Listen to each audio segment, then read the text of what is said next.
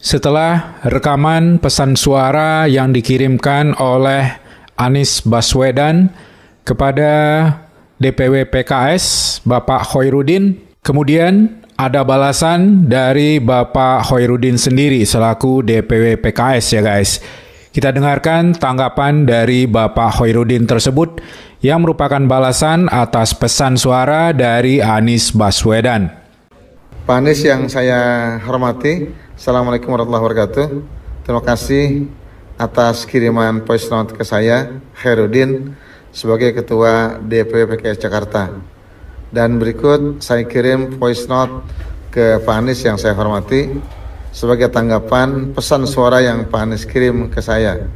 Tapi entah bagaimana, malah sudah tersebar kemana-mana. Sebagiannya malah dengan berbagai bumbu tidak sedap yang tidak sesuai dengan apa yang Pak Anies harapkan dalam voice note tersebut, yaitu tidak munculnya saling berbantahan di publik, karena Pak Anies menegaskan dalam voice note itu bahwa Pak Anies tetap memposisikan PKS sebagai teman dalam perjuangan, dan karenanya Pak Anies menghormati apapun keputusan partai. Karena Pak Anies tentu masih ingat bahwa demi mencalonkan Pak Anies sebagai calon gubernur dalam Pilgub di Jakarta tahun 2017, PKS rela berkorban dengan menarik pencalonan kader utamanya yaitu Pak Mardhani Alisera.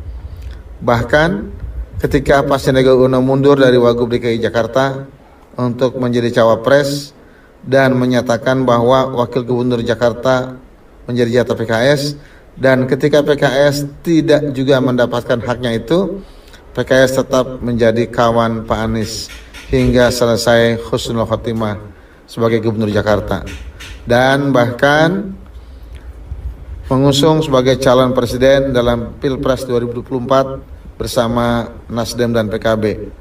Maka sebagai teman, izinkan saya mengklarifikasi apa yang Pak Anies sampaikan pada pesan suara kemarin soal pemberian tenggat waktu 40 hari hingga tanggal 4 Agustus.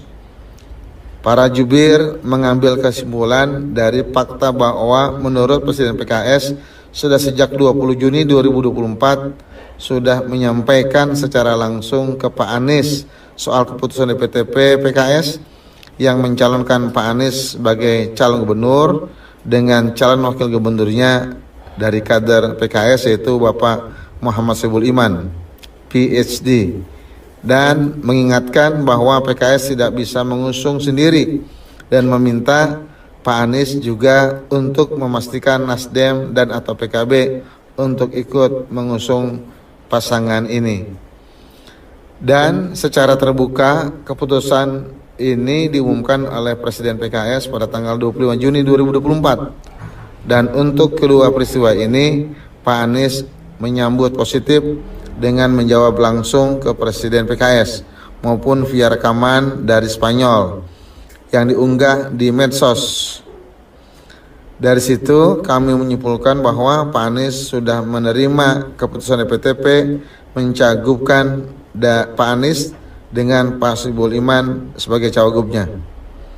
Maka ketika akhir Juli Presiden PKS didampingi PIC-nya menyampaikan keputusan PKS langsung ke Pak Anies soal tenggat waktu 4 Agustus, tentu bukan soal persetujuan Pak Anies terhadap Pak Soebul Iman sebagai cawagup untuk Pak Anies, melainkan keberhasilan Pak Anies untuk mendapatkan kepastian tambahan dukungan dari partai lain seperti Nasdem dan atau PKB agar Pak Anies dan Pak Soebul Iman dapat didaftarkan sebagai calon gubernur dan wakil gubernur Jakarta.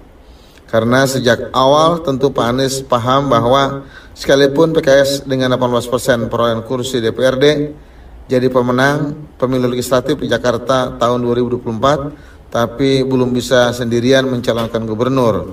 Tidak seperti saat PKS menang Pileg di Jakarta tahun 2004 yang lalu. Saat itu PKS menang dengan 24%, sehingga bisa mencalonkan gubernur dan wakil gubernur secara sendirian. Dan Presiden Ustadz Ahmad Sayhu selain secara terbuka meminta Pak Anies untuk berusaha agar bisa mendapatkan tambahan dukungan.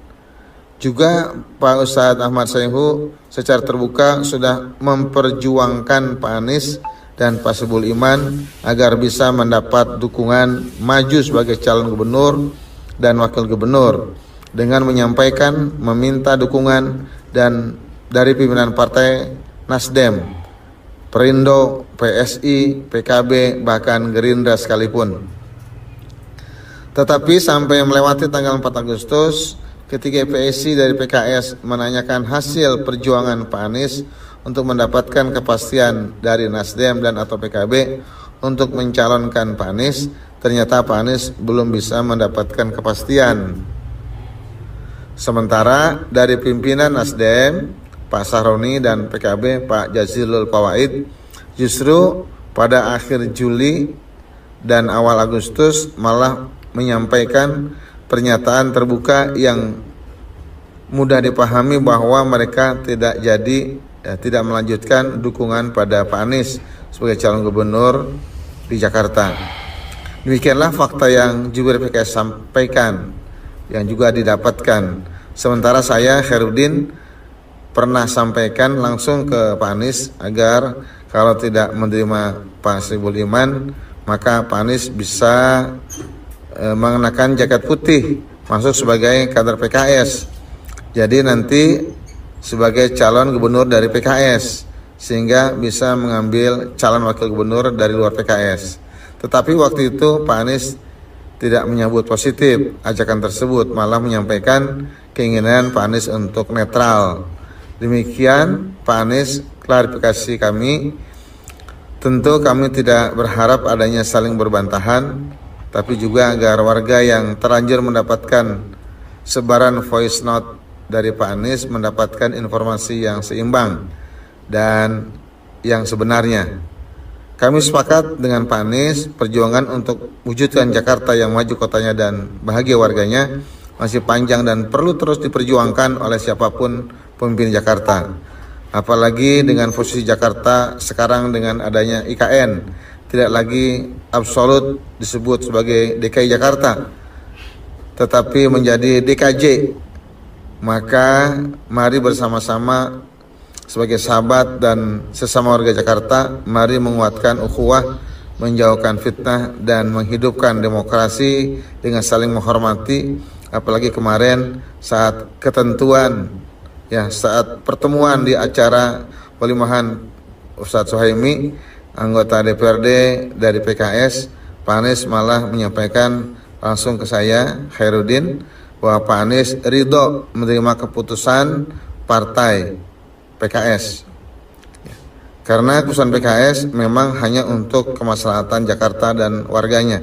Terima kasih Pak Anies, salam hormat dari kami untuk seluruh keluarga. Assalamualaikum warahmatullahi wabarakatuh.